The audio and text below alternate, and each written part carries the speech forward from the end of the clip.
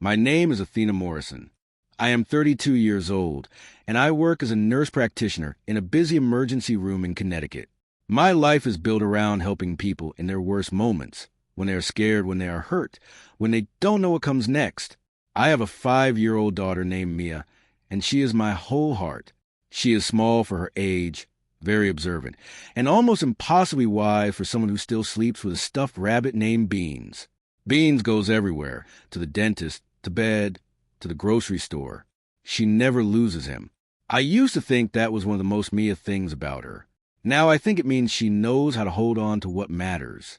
One night, I had to work a very long shift, so I left Mia with her grandmother, Diane. When I picked her up the next morning, we were standing in the parking lot. The sun was just coming up, and Mia had her little backpack on. She leaned close and whispered 7 words into my ear. She said, "Mommy, Grandma said, don't tell you." I knelt down right there on the pavement and asked her what she had seen. Her answer made my heart sink, and my hands feel like ice. What I found in a kitchen drawer 3 days later, and what I said at her 6th birthday party in front of 40 people, is a story I have needed to share for a long time. I have worked at Hartford Mercy Hospital for 10 years. Before that, I spent 3 years in a unit for critically ill children. I trained myself to keep my hands steady even when everything inside me was falling apart. That training is one of the reasons I am okay today. It is why I have a folder full of evidence instead of a legal problem I couldn't climb out of. I live in a quiet house in West Hartford with my husband, Daniel, and Mia. Daniel writes computer code. He is a genuinely kind man, but he avoids conflict the way some people avoid bad weather. He sees it coming and finds somewhere else to be. That quality of his matters to this story. My own mother died of a serious illness when Mia was still a baby. She had raised me and my brother Jack alone, working herself to the bone, and I learned how to be a mother by watching her, even in the years when she was too tired to say much at all. When she was gone, there was a hole in my life that I didn't know how to fill. That's when my mother-in-law, Diane, stepped in. She brought us food and offered to watch Mia. She told me I was like the daughter she had never had. She is 64, a retired second-grade teacher, always in soft sweaters, always with cinnamon coming from her kitchen. In every family photo, she is holding Mia and laughing. To the outside world, she is the picture of a perfect grandmother. For a long time, I believed it too. Diane's daughter Vivian is 38 and lives nearby. She has no children of her own. She started appearing every time I dropped Mia off, which I thought was sweet at first. But looking back, there were signs I missed, small and clear, one after another. The first was something Diane said when Mia was 2. We were at a Sunday brunch. Mia was asleep nearby. Diane handed me coffee and said, "She's safer here with me. Always will be." I laughed it off as the kind of thing grandmothers say. I shouldn't have. 3 years later, I remember her exact tone. It wasn't warmth. It was a declaration. Another time, Diane kept Beans the rabbit after a visit. I had to drive all the way back because Mia couldn't sleep without him. Beans was sitting on Diane's kitchen counter, facing the window, like he'd been placed there. Diane laughed and said she would be more careful. A small thing, maybe, but it wasn't an accident. When I got a promotion at the hospital, the schedule got harder. I worked 3 nights a week. Daniel and I made it work. I was tired, but my house was clean, my daughter was happy, and I had everything in order. Diane offered to help when Daniel traveled for work, and I said yes, gratefully. But Vivian started taking pictures of me during pickups. Me in my scrubs, me looking exhausted after a shift, and posting them online with captions about how hard single mom life was on me. I wasn't a single mom. Daniel thought she was being strange but harmless. He didn't see the shape of what was forming. Mia started repeating things she heard at Diane's house. Grandma thought I worked too hard. Aunt Vivian thought I looked tired. I told myself it was just adult conversation filtering through a child's ears. Grandmas worry. That's what they do. That was the 4th sign I missed. Then came the long shift. My colleague Sarah got sick and asked me to cover. I ended up working 16 straight hours. Daniel was traveling. I called Diane and she sounded almost eager, like she had been waiting. When I dropped Mia off, Vivian's car was already in the driveway. I went to the kitchen to leave Mia's water and medication, and Mia tried to open a drawer to look for a cup. Diane closed it quickly with her hip and laughed, saying it was only for grown-up things. On my way out, I noticed a drawing on the refrigerator. It was a picture of the family: Diane, Vivian, Daniel, Mia. I wasn't in it. Diane said kids forget things sometimes. I smiled and went to work. The next morning I drove to pick Mia up. Diane was standing in the doorway like an angel, smiling. But Mia was quiet. She looked at the floor. She didn't say a word until we were in the car, stopped at a sign. Then she told me that Grandma had said she should never tell me what she saw. She told me that Grandma and Aunt Vivian had been crying and looking at a calendar with red marks on it. She told me that on her birthday, she was going to go live with Grandma forever. Grandma had told her it was going to be a wonderful surprise. I did not turn the car around. I did not drive back and scream. I told Mia she was the bravest girl I knew. I bought her a donut. I took her home, and after she fell asleep, I sat at the kitchen table and wrote down every single word she had said. I noted the time and the date. Over the next few days, I asked Mia gentle questions, the way I ask frightened patients questions, slowly, without pressure, letting her lead. She told me the calendar was in the third drawer. She told me there were pictures of me at the hospital and in my car. She told me Grandma said the pictures were for a lawyer named Cindy. I called Daniel. He didn't believe me. He said Mia was 5, that kids invent things, that I was overreacting, that he didn't want a big scene.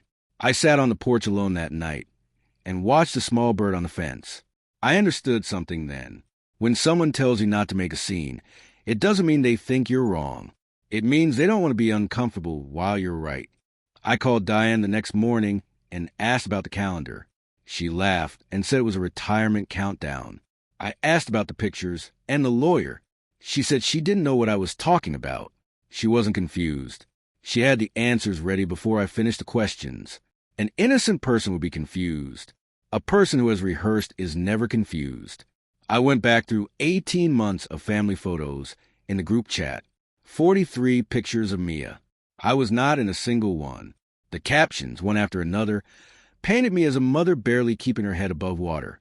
I called my friend Sarah, and she told me that Vivian had been coming to the hospital parking lot to watch me come and go. When Vivian called me that Monday asking for my work schedule and saying she wanted to plan a transition for Mia, she used that word twice. I stopped waiting and started moving. I sent Mia to school. I waited until Diane and Vivian left the house. I used my spare key and I went inside. I found the drawer. The calendar had a red circle on Mia's birthday that read, Transition Day. Beneath it, in careful handwriting, it said, Our special secret. Don't tell Mommy. There was a folder, too. It held photographs of me sleeping in my car after night shifts. It held a handwritten list of 42 fabricated statements, each one designed to make me look like a neglectful mother. There was a court petition. A lawyer named Cynthia Hartwell had been helping them seek guardianship of my daughter.